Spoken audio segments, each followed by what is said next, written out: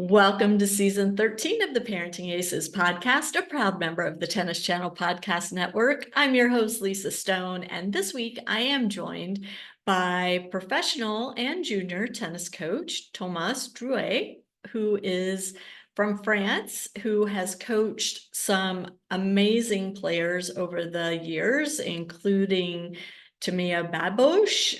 He's worked with some current college players. He's worked with juniors of all ages and stages, and he's worked with Bernard Tomic.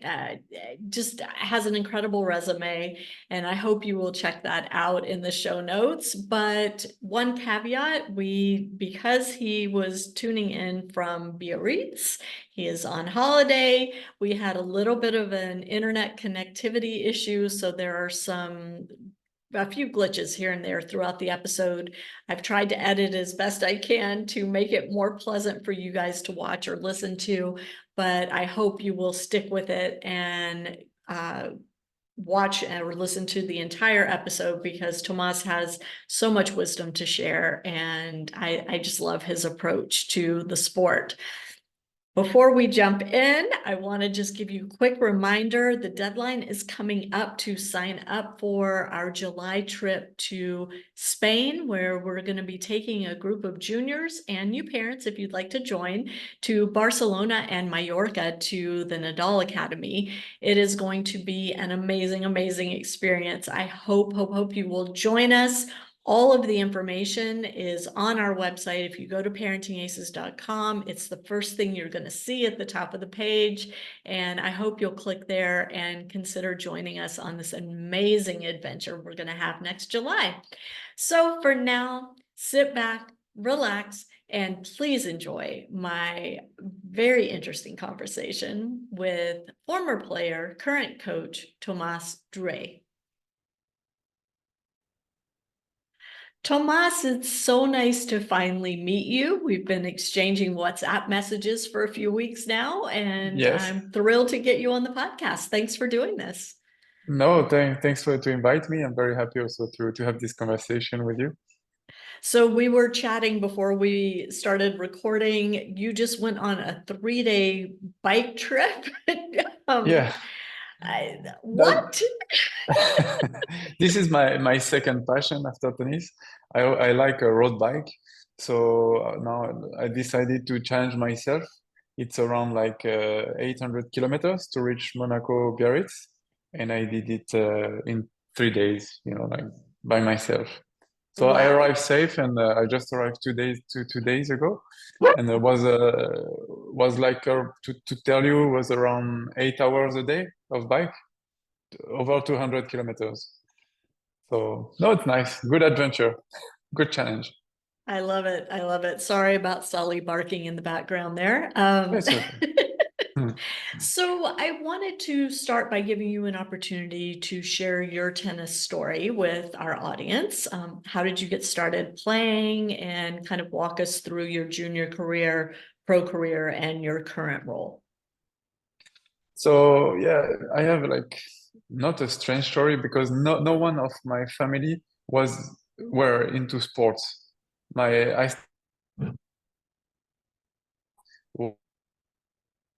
Oh, you froze played there. tennis. Yeah, he Okay. started to.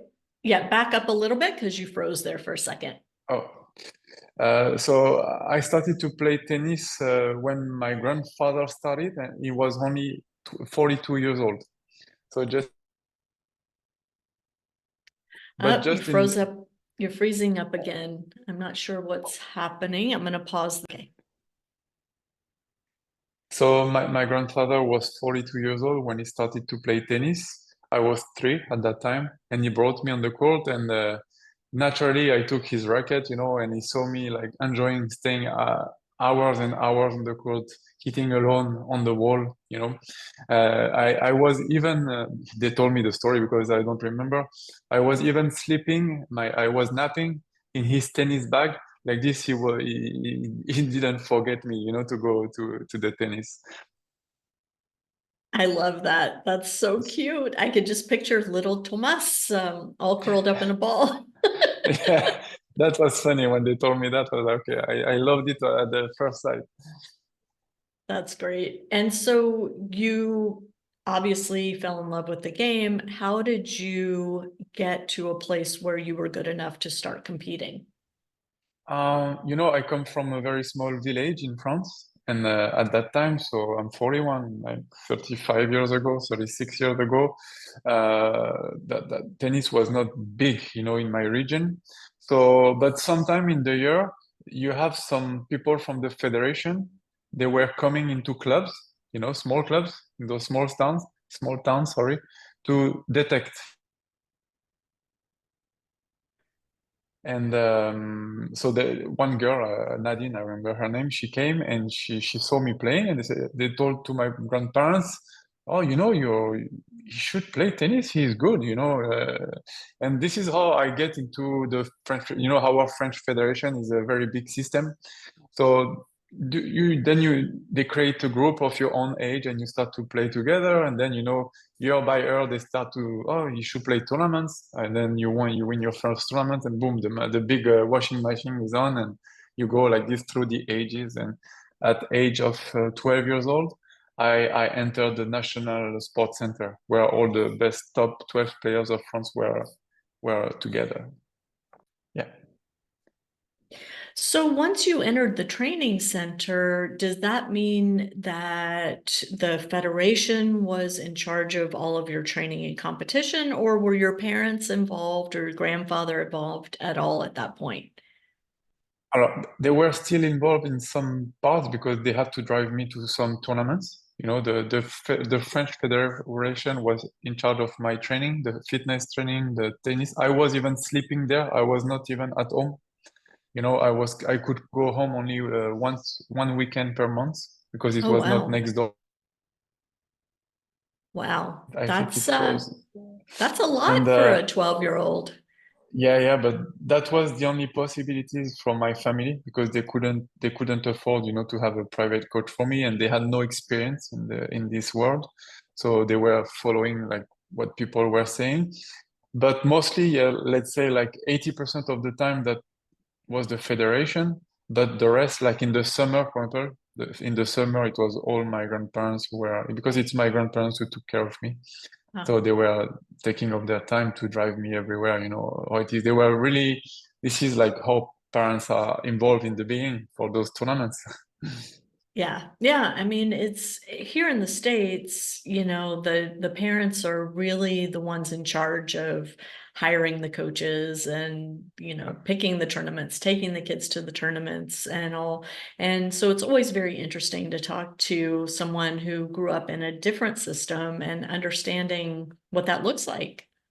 But this is only for very few because at 12 years old, I was in the top 12. So they were taking care of me. But at 14, I got because to tell you, I was only practicing 3 times a week until 12 years old, and one fitness session, which was just running. Compared to what we do now, it's crazy. And when I came to that National Sports Center, we were doing 3 hours daily. So just imagine my body also was changing, with the hormones and everything. I grew up and I got a lot of injuries because my body was not prepared to train that much. Mhm. So I didn't perform as they were expecting. So after 14 years old, pop, it was done for me. They were not in taking care of me. So my grandparents had to find another system where I could stay and train. And luckily, uh, in parallel of that National Sports Center, a regional one was created. So I could stay in the same place, continue to study because I had to stop school. And until 18 years old, I stayed there. Wow. Okay. And so you were competing at the junior level. Were you competing internationally or? I never played, I played only 2 junior tournaments. This is because my family had no idea about this world, you know. And I played 2 tournaments, and one tournament I did pre-qualies, qualies, and quarterfinal. And everybody was saying, why you don't play? You know, it's good for you. And I disco because, you know, me, at 15 years old, you just follow what your parents say. Right. One from this world also. And that Well, at the junior. we're getting a little Oh, bit of phrasing still again. But that's okay. Keep going. you know, if you perform well at junior level, you can get some sponsors, you know, so that could have helped me also with where I come from. Uh, yeah, but that's it. This is not.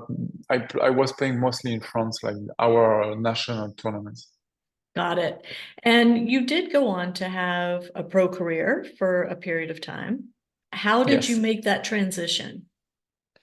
Alors, at 18 years old, when I graduated in France, I had the opportunity to go to States, you know, in a university, which for me was a very big thing because in the summer, playing my national tournament, I still remember I beat the number one of the Pepperdine team, which was in a D1.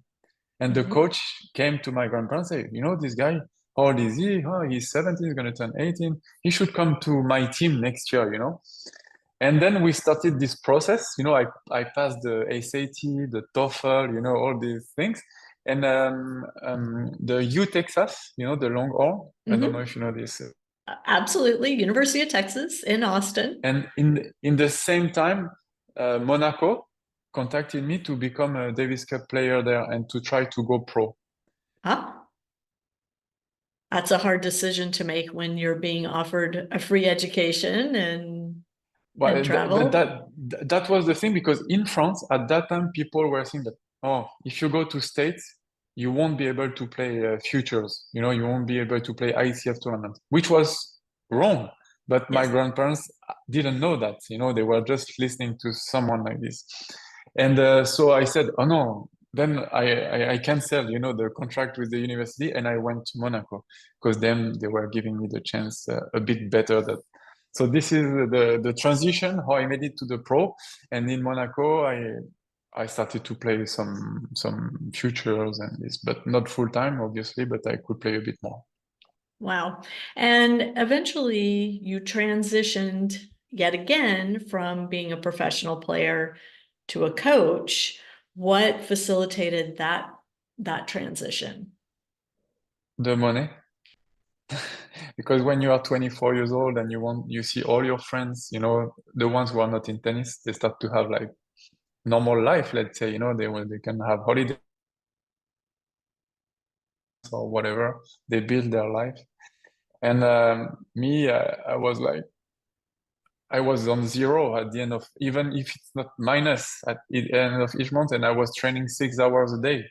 But I mean, this everybody in the ITF world, they know what I'm talking about. How hard is this life? You invest more money than what you earn, and then had also the last injury on my wrist. I was 25 years old, almost 26, and I said, okay, I'm only 900 in the world, you know. I couldn't also because my family was not rich enough. We couldn't find sponsor. I could play only like seven tournaments in the year.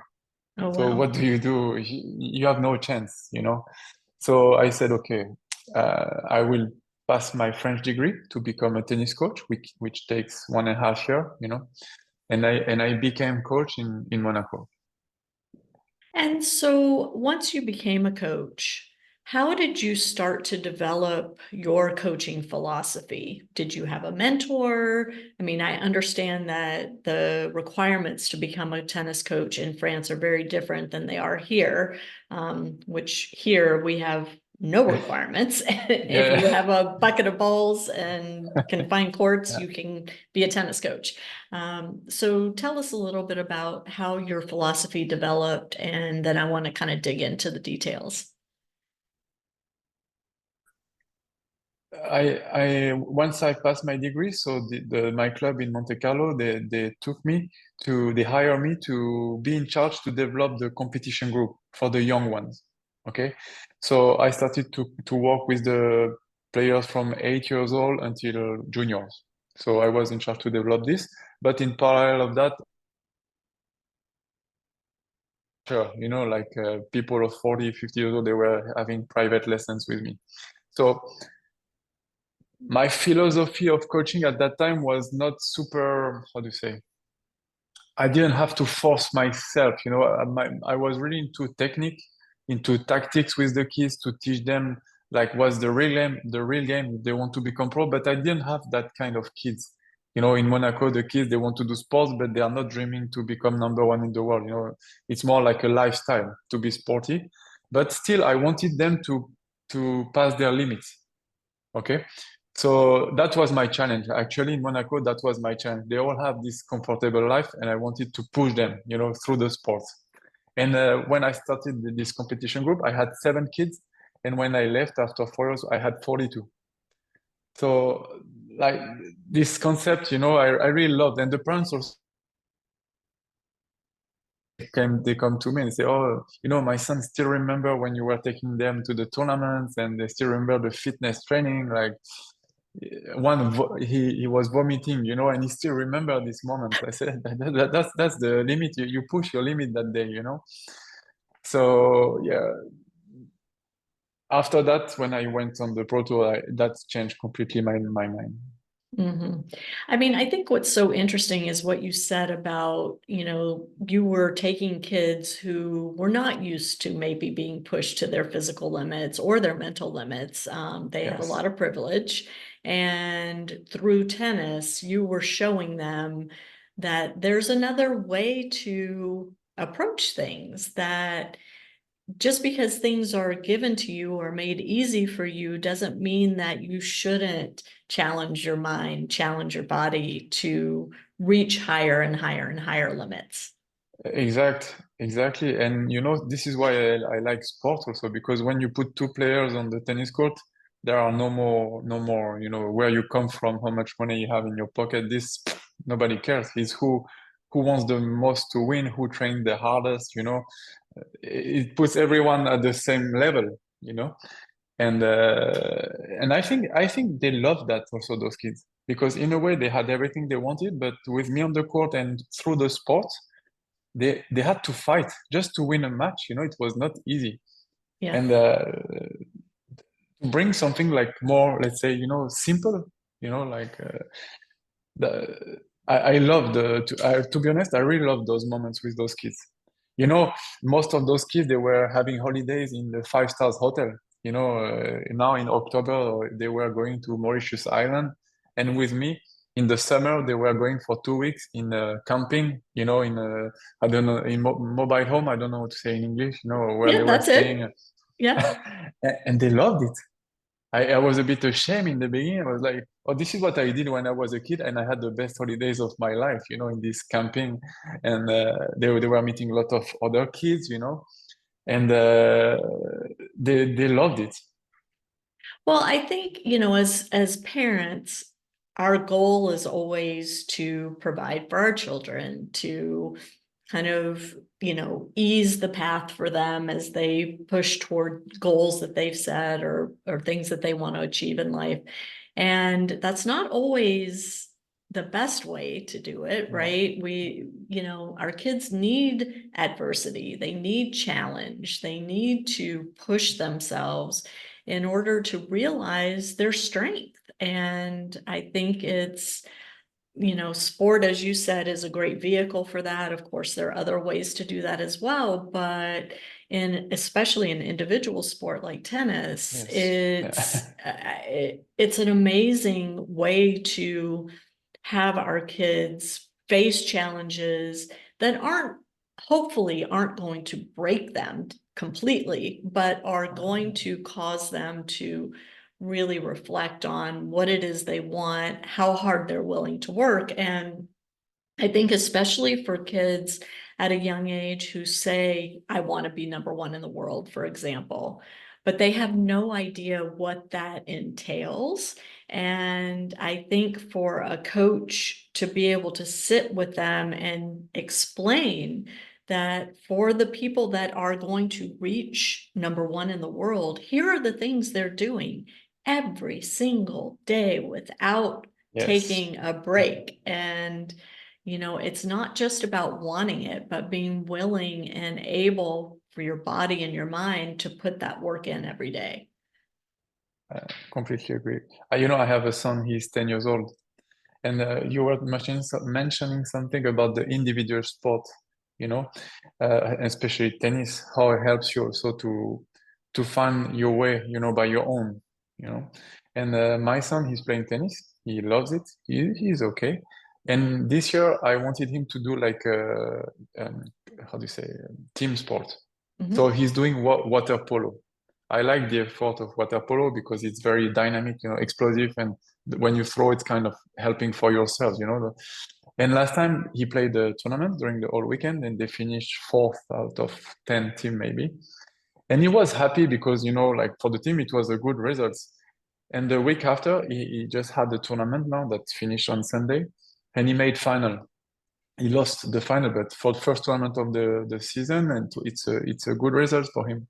And then when he came here, and I said, so now you face the two feelings, the team feeling and the individual feeling. What did you like the most? He said, for me, I like in the team because that you have this group energy. Fourth, for me it was bad results, but everyone was happy, so I was happy with them. And I said, and the fact that you did final in tennis, say, oh, I'm more proud of myself because it's only me who did it. Yeah. And I saw his first three matches, and he battled, he won super tiebreak, he saved the match point, And this feeling, when you win the last point in tennis is something that you remember, and it built something strong in you, this self-confidence. But he had to dig himself. Nobody won for, I didn't Right. do anything. I'm training him, yes. I always say this. The first player I said this sentence is Timea Babos, a girl that I coached for almost 6 years. She was really in a down period when I started. And she was sometimes hoping that I make the difference during the match. And what I was saying, I said, Timea, I'm here to try to give you the best tools I can. Okay, I'm here to give you the gold tool and not the iron one. Okay, but you're gonna have to use them yourself. I can't use them. My goal, you hire me to give you the best options. But the options, you use them. You decide to use them or you don't. The discipline with the food, with the sleeping, the recovery. I mean, we can talk about it later. But voilà. And that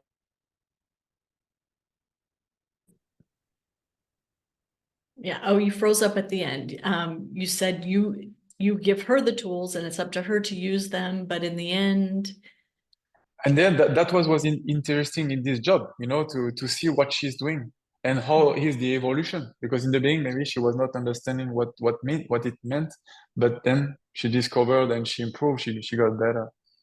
so I have to ask you, because this conversation has been going on. The ITF has announced that it's going to allow coaching for juniors. They've had coaching at the slams for the past few years, but what's your feeling about that, about allowing coaching for the junior events and the pro events as well? I'm fighting for maybe 10 years with other coaches to be able to coach our player. Because tennis is the only sport where we cannot coach when it's needed.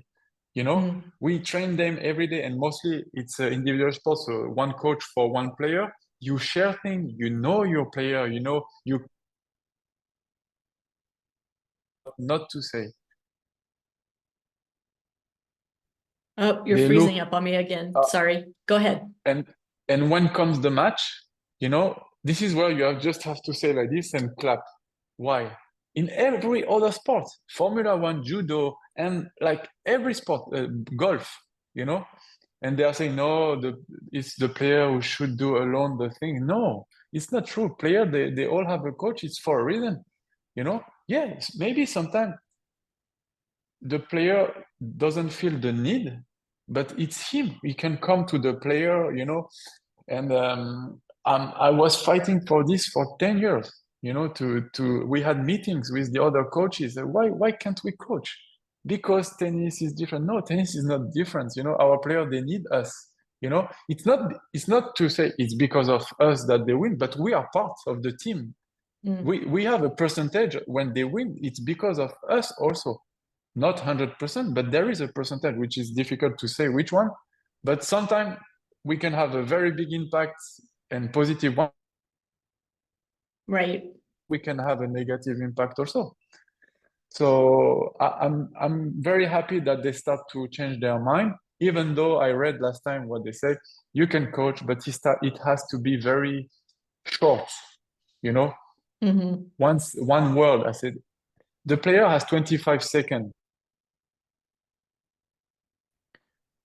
Or 15 seconds next to me. Oh, maybe it's frozen again. Yep, you're back. No. If my player wants to stay 15 seconds next to me, hearing me saying, "Ale, it's okay, no real tactical thing," and run, and only have 5 seconds to prepare the serve, it's his or her choice. Why? Right. Because now my player, or it happened many times because they are still scared of the umpire. So my player comes next to me with the towel, and she's or he's walking fast. And I'm like, you should play a bit higher ball on the back. You're right, But what about, or you Tomas, can't coach.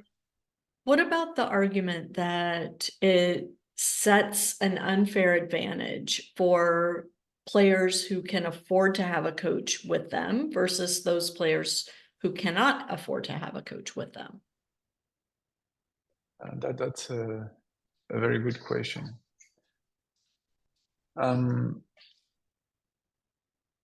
It's a sad for those ones who can't have access to the coach, but I can say now that more and more players have access to the coaching, but then also we can move this at every level. Why the top? If you're not seeded in the Grand Slam in New York, for example, US1, you cannot practice on site. You have to practice in the park. Is it fair? When you are 33 in the world, Right. seeded, you cannot play on site, and the other. So it's an earned advantage is what you're saying. Yeah, for me, yes. If it's bad luck if you cannot pay for your coach, but then which is so it's sad, but in another hand, if you can if you pay for your coach, you should be allowed to that he coach you. Right. Right. It'll be interesting to see how this plays out, especially at the junior level. And again, I don't know how it is where you are, but here it's very difficult to get the junior coaches to actually go to the tournaments, and difficult in terms of the financial commitment, but also the coaches feel like they can make more money staying home and giving private lessons on a weekend rather than sitting at a junior tournament for 2 or 3 days. But it's the same on the pro tour. Not every coaches make a lot of money. It's a passion. It has to be it's a passion job. When you are away 40 weeks in a year, I know I'm doing it for 13 years now. So, and I had some job where I was not well paid, but I could have stayed home and decided to, but that's not what I like. I like to be on the tour with my player and those challenges, to help them to improve, because sometimes it's not only about tennis. You can have impact on different aspects to make them better, better player. It's not only about tennis. And this is why when you understand your player, when you can understand how to have the right action. Right, right. So I want to dive into your actual coaching philosophy, and you've hinted at bits and pieces of it as we've been talking so far, but When you get a young player, a junior player who aspires to get as good as they can, whether that means they're going to be a top junior, whether it means they're going to come to the States and compete at the university level, whether it means they're going to go on to a professional career in tennis, what are some of the things that you look for in these players in order to inform the type of training that you put them through? I have really three words that I tell them, which are the most important for me, and they are the key of the success. What I could see became very good: the discipline, the work, and the patience. And this, I try to see this in my players, but also in the environment of the player, because the environment of the player is so important, you know.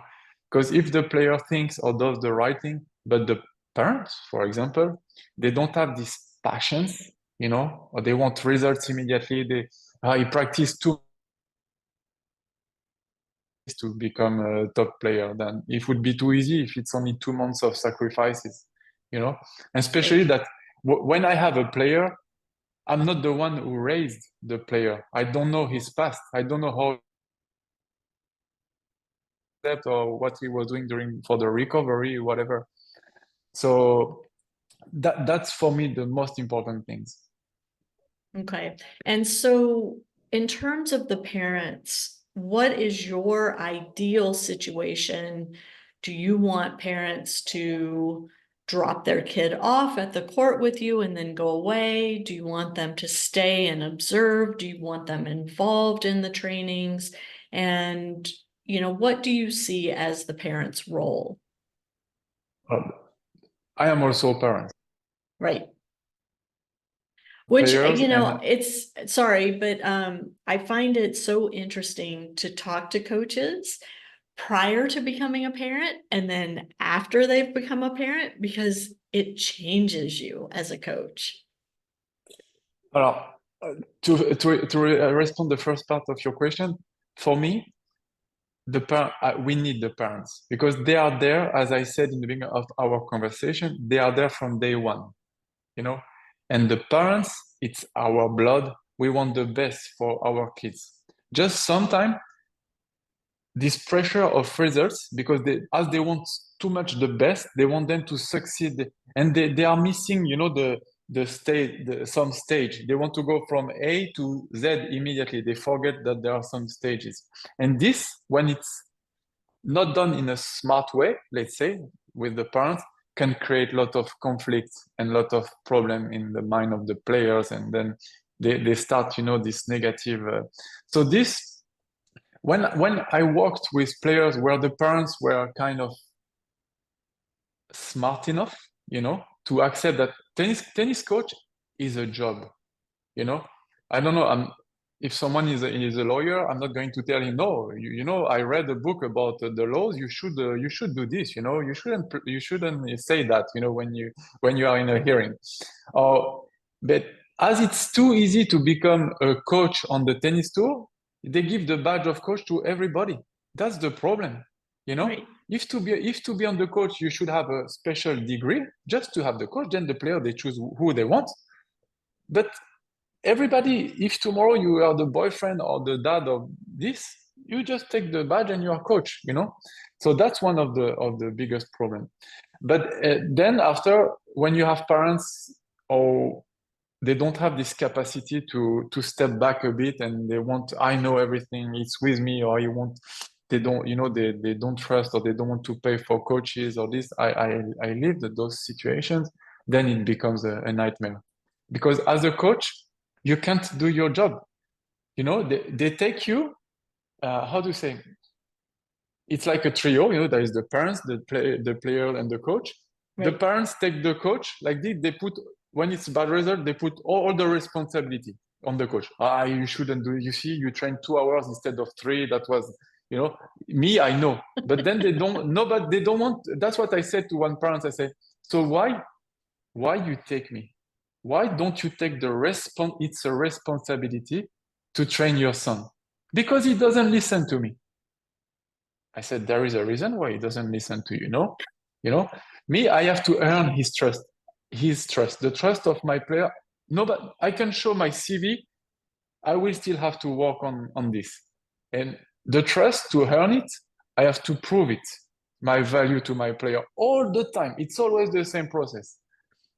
And I earn it by my, how to say, what I say, what I do, the link we create. I don't impose anything to my player. And boom, like this. Sorry, you said you don't impose anything on your player, and And my authority. I don't have authority on my player. They employ me. I'm the coach, And as a parent, sometimes we have a very big impact, this authority, because we raise them. We have this, it's natural. And sometimes they use it in the wrong way, the parents. So this is the problem. And to answer the second part of your question, even though tennis is all my life, for 36 years, I coach amateur, pro, and this.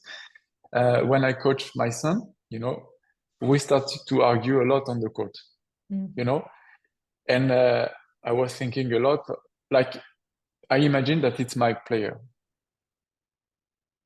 As opposed to your son. And we had some trouble with my son. He was not listening to me. And I said, okay, I don't want to fail, so what do I do? And one day, he told me one sentence and said, I want you to be also my dad on the court. He told me this, and I'm like, what does it mean? Sometimes the kids, they say sentence, and so what we did? We went to see a psychologist together. To say, okay, maybe I don't know anything. I learn every day, and that's what is good in this job. Let's go to speak to a psychologist. And then with the help of the psychologist, we understood that my son is completely okay with me on the court with him. He loves it. But we need those moments where we just play. I'm not his trainer. So we fix a rule. Like in every beginning of training, we do a game together. Or I choose the game, or he chooses. But it can be, like a football, trying to aim on targets, whatever. And at the end of the training, I do a game also. So we start with the game. During the middle, Papa is the boss. That's what the psychologist said, like with like our French expression, Beginning, you choose. In between, Papa play again together. And since we do that, well, and it's so interesting, Tomas, that your son at age 10 was able to express that to you, right? I mean, kudos to him for having the maturity. I gave him also I always teach him this. I always question him. Why you should do this ball? I don't say you should do this ball and that's it. Why you should do this ball? If you do that ball, what does, so in my education, I have the same concept. I want him to think. I want him to express, so I think this is helped him also but he said it with the help of the psychologist also. Right. But I think, one of the messages that is kind of a common thread through all the years I've been doing Parenting Aces is one, communication is key. And that's communication between the player and the parent, the player and the coach and the parent, right? The communication has to be there and it has to be ongoing. And at the beginning of the journey, when the player is a child, the responsibility is more on the coach and the parent to open the line of communication, to ask the questions, to check in with the player regularly to make sure that everybody's on the same page in terms of what the player's goals are, what they're willing to do to achieve those goals. All that said, at the end of the day, in my opinion, the only responsibility for the parent, the only goal for the parent should be to have a great relationship with their child at the end of this journey. Yes. And tennis accomplishments aside, rankings, ratings, all of that aside, if you don't have a great relationship with your child, what's the point? right? That Yeah. is your job as the parent. And you've seen as a coach, many situations where the parent-child relationship is so damaged a lot of times beyond possible repair. And so I think it's really awesome that you're recognizing that need with your own son to communicate clearly, but also to keep the fun there, to check in with him, to make sure that his relationship with you as Papa is intact and on the right Yeah. track. That's very important for me. I always tell him also, like, because one time he asked me, and if I don't become tennis pro player, I said, and so what? You will do something else. It's not the end of the world. And what I felt on the tour also is that sometimes the parents, they had a dream, they love tennis, they would have loved to be a pro tennis player, but they never made it because maybe they didn't have the chance. And they live their dream through their kids, you know and they put, you have to make it. If you don't make it, it's a disaster. If she doesn't make it, it's a disaster. I said, what? One day, one parent told me this one day, and I said, it's a disaster of what? She's 19 years old or 20 years old. If she doesn't make it, she can still does what she wants to do, and likes. Maybe you will be disappointed, but maybe her not. She Yeah, can decide to do something else and be still happy. And this, I will never, I don't want to do this to my son. I love that. And I love that. if one day also, because I said also to my wife, I said, if one day, for example, we go on the tour and whatever, it becomes good, and I feel that as a coach, Papa coach, I feel that, um, you know, I arrive at the end of my players' relation. I will say, okay, if you want, I stay here just as your dad. I don't care to be in front of the TV or doing interview, for the media. I am his dad. I am his coach. I am the best, you see, because many times it's this, it's an ego thing, and I don't need this. I don't care, And if my player is top 50 with me, but then we arrive at the end of the road and taking another coach, he become top 10, I would be so happy for my son. I, you know, it's Yeah, just what, as you said, what's important. It's my son. It's not me.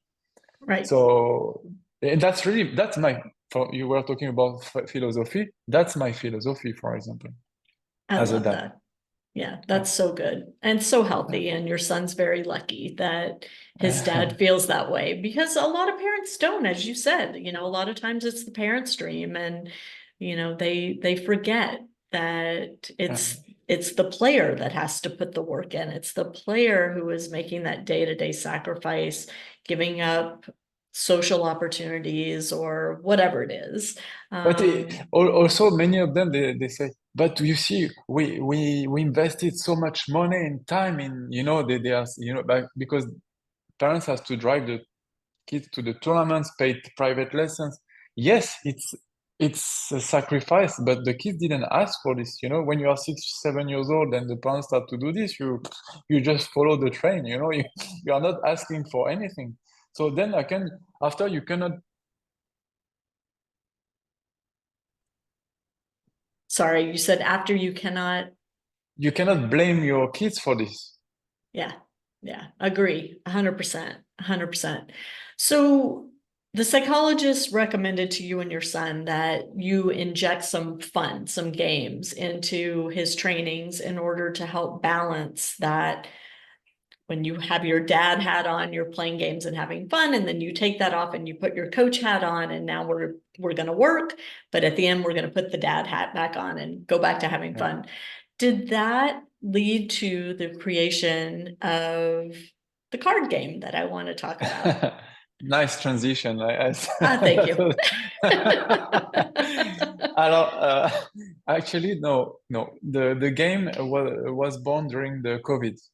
Ah, Yeah, I was in Budapest with Timea, and I was in my hotel room, and I am a very, how to say, I like to write, my training.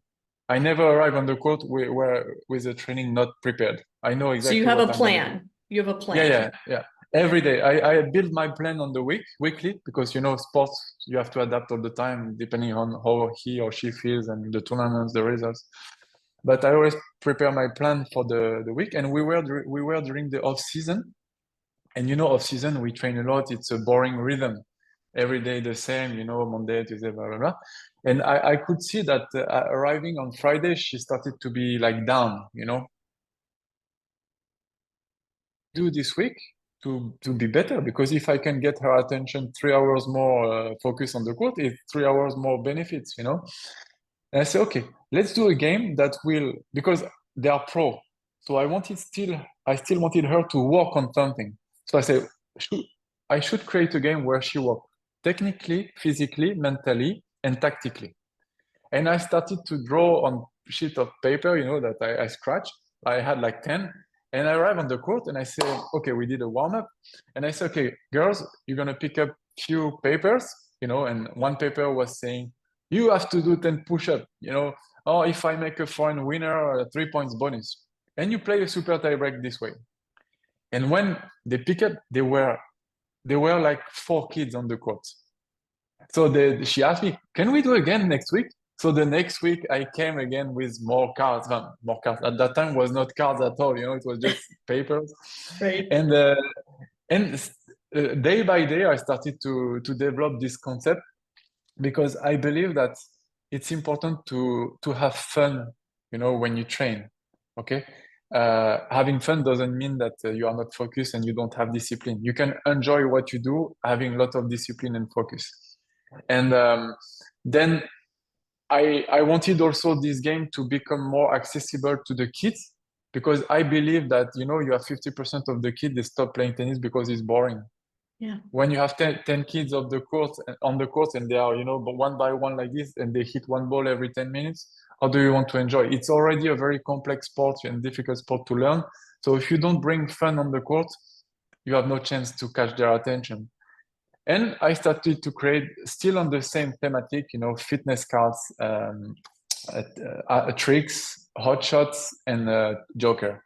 So the kids, they can play a match or they can train by using cards, challenging themselves, but also the opponents on all these aspects, technique, fitness.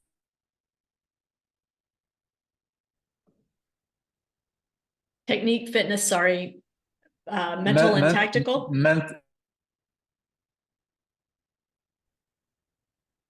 Got it. Yeah, I keep losing you, but I think we're getting the gist here. So the card game is to be used with the coach, or can the kids take the cards themselves and set up a practice session or a practice match and utilize them that way? Exactly. Yeah. I wanted this, and also, because behind the pedagogical aspect for the coaches. For example, if you have a kid, she has or he has in his hand a foreign winner, as a coach, when you look, behind the scene, it's important. When is he going to use it? Because it's your own decision when to use it. When you use it, when you bet it, how do you do? I had some players, their best shot is foreign winner, and one is using the card when it's 8-8 in the super tiebreak, and the other one was using it when it was 5-1. And I saw this and I questioned the two players. I say, why do you use it? The first one said, I believe so much in my foreign that when I bet it, it's to kill the match. And the other one, which was still his best shot, but like me, I prefer to use it like this. It takes off pressure on me. If I use it, it's 5-1, then I make one winner, then it's 8-1. And then like this, so it gave me also some details and repair about their personality, how they behave on the court. Then you understand also, how they work inside. Yeah, you get an inside look at their decision making and what goes into their decision making, which as a Yeah, coach has to be super valuable, because yeah. oftentimes, especially with younger players, they can't vocalize that. They don't really understand why they chose to hit a certain shot or why they, Exactly. avoided hitting a certain shot. But through the use of the cards, now you're kind of forcing them to really think about, okay, I have the opportunity to hit a forehand winner. When is it going to best serve me to actually use Yeah, that shot? exactly, exactly. And for bird, there is a card that my opponent is not allowed to play in the squares in the service before the service line during the whole point. Okay, Okay. so I had a kids of 7, 8 years old, because you can play the game from 8 years old, and he plays the points, and he played the 5, 6 balls in a row behind the service line, and he wins the point. And I asked him, so congrats, you did it super well, you used your card very well, but what your opponent couldn't do when you play this way? He said, he cannot attack me. And I said, voila, you understood now why we tell you play deep. Play deep Yeah. means this. But as they bet a card, it's like it stays in their mind. Also with the design we made, it's very attractive, for the kids. Like they think the design looks like a Pokemon card. Uh, So, and as it brings this fun, and it's their decision, making, as you said, uh, that as a coach, it's very interesting to make them understand why it's important. well, so here's a challenge that I see from my limited experience is that there are coaches out there that don't understand when to use certain shots or certain Yeah. tactics, right? And I would hope that if a coach is willing to invest in the card game, which it's a minor investment, it's not very expensive to get these cards, but that it's going to help the coaches become better at their job. Yeah, for sure. And also, what I like, because I work with different clubs, like in Europe, also, I also have some partners in the US. And what I like is that when the coaches are motivating, they have their own philosophy, like their own way to invent things, and they use my game to create other games. For example, I had one coach, he sent me a video and say, "Okay, Thomas, you see, today, I want my players to work on the technical aspect." So he selected only the hot shots card that give value to a technical aspect, and the kids were playing one set, one super tie break with those cards only. They cannot use the fitness cards and the tricks cards. Okay, and then he said, "Okay, next set we're gonna make the game very physical. To make the kids understand why is it important fit enough." So they play a set only with the fitness card, which it's very hard. And then the mental and tactics, which are in the same tricks part, then they play the match. So I love this.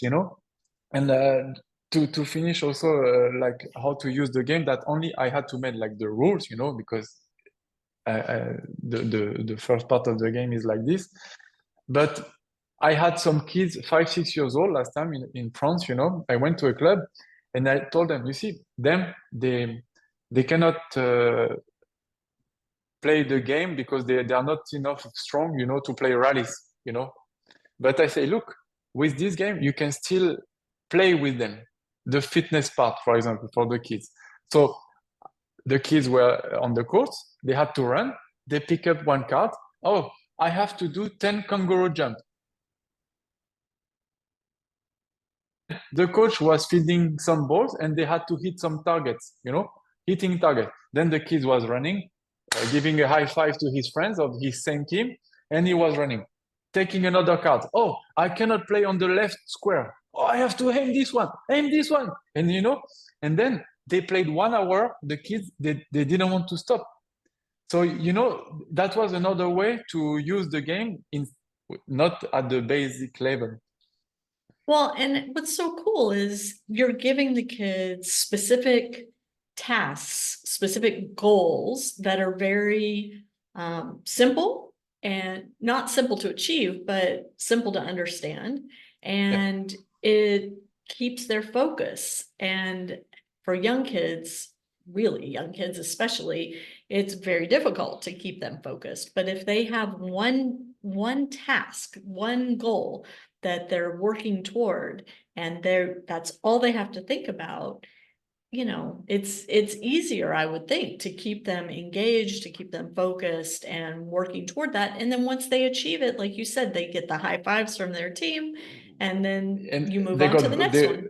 yeah, they got bonus, they score more points, Right. they got rewarded. But the word you said is very important, is to keep them engaged.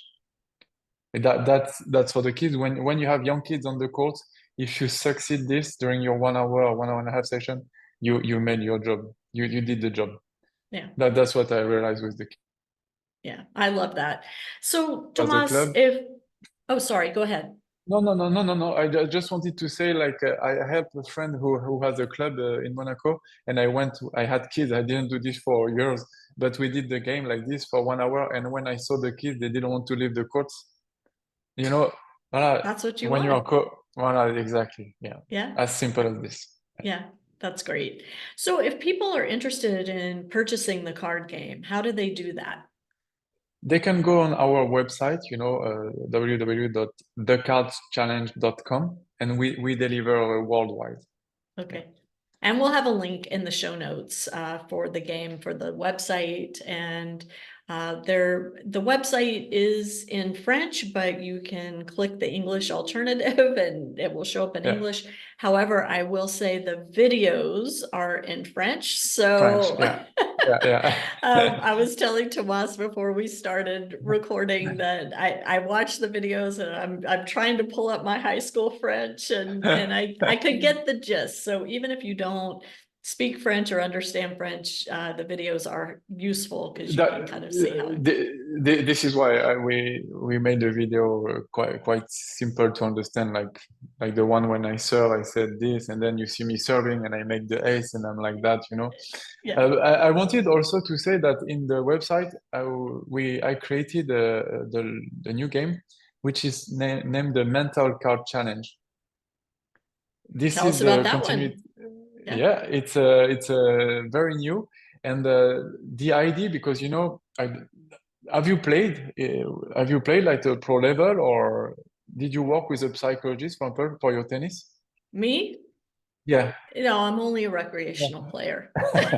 So no, but I mean, it's very interesting because when I ask this, most of the time people, yeah, I work, but I work like in a classroom, with a computer or in the board. Oh, you should do this when you feel this on the court, you should do that.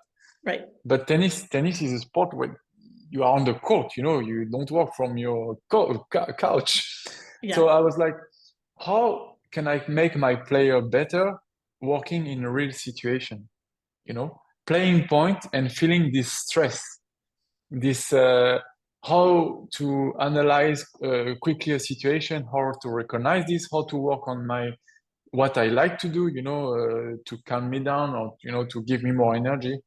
And the mental card challenge, the concept is the same. Is you're gonna have a mission to realize during the super tie breaks, which is, for example, about the body language, the visualization, like all these parts where you can have have access during your match, and then you can choose what suits you better. So that's really the concept of that game. You're gonna play matches using cards, and then you can see what's the best for you about the mental part. Give us an example of one of the mental cards. Okay, for example, the breathing. The breathing is the most. Sometimes we just forget this when we play. Yeah. Yes, I have had that we experience. Forget to breathe. Yeah. Voilà. So between each point, your mission is to take 4 deep breaths. And after the match, the two players come at the net, and I said, okay, so what did you feel? Okay, what did you feel doing this? Oh, I felt more calm, because when you play, you do it only on 2 points, and you play 20 points. This is where the difference can be made, on the time. My dog is barking again. Sorry. Sully, come here. Come here. Sit. Good boy. Sorry. No. Go ahead. Sorry, I didn't mean to interrupt. Sometimes you play against players, when they start to lose, they start to act. you know, if they see they cannot raise their level, they try to put your level down. Okay, so you have some cards like this that your opponent is gonna act like the bad guy.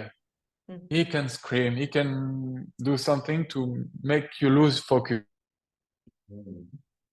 And so You know, it's helping yeah, to train you to deal with those situations yeah. when you face them in a tournament match, for example. In live, in real Yeah. situation. It's Yeah. funny. My son had a coach who he knew my son had trouble controlling his temper on the court. And so the coach played my son in a practice match and was just a complete jerk through the whole match, like purposely. You know, he had told me that this is what he was going to do, but he hadn't told my Uh-huh. son. And my son was getting so frustrated. And the more frustrated my son would get, the more of a jerk the coach would become, right? He would just escalate, escalate, escalate. And Yeah. finally, my son was like, I've had it. This is terrible. I don't want to play against you anymore. And that was when the coach kind of took him aside and filled him in on, see, this is something we need to work on. And You learned a yeah. lesson today. Yeah, yeah. Yeah. And I was sitting there just mortified that, my son was not behaving very nicely on the court, but it was You good can for the lose coach matches. to see. Yeah. Yeah. So, So yeah. okay. So for anybody that wants to purchase either of the games, they can go to your website. We are going to have the link in the show notes on parentingaces.com. So please, please, please check those out. Tomas, if anyone is interested in reaching out to you, maybe they have questions about their child's development, or maybe it's a coach and they want to get more information on how to use the games with their own players, what's the best way for them to reach you?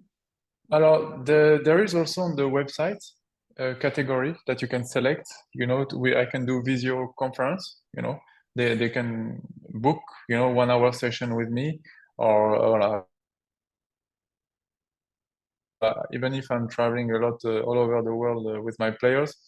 I'm trying to do this because it's very interesting for me also, to speak with parents, with players, to share my passion for the job, also my experience, and it's also very interesting for me to hear this about the other people. Well, and also I would think will help you continue to develop the card games, add new games, add new facets to them as you start to get feedback from players, parents, and coaches, right? Yeah. It's super interesting. Yeah, I love that. Tomas, thank you so much for taking time out of now you're on holiday to talk with Yeah. us. I hope you have the best time in Biarritz. I hope the weather continues to be beautiful for you. Yeah, it was nice. Yeah, Now it's and night, but it's okay. and please be safe on your bike trip back home. I And won't I won't do I won't do the way back. We go back by car. oh, Yeah. okay, well, I'm disappointed to hear that. No, I'm just teasing. Next time.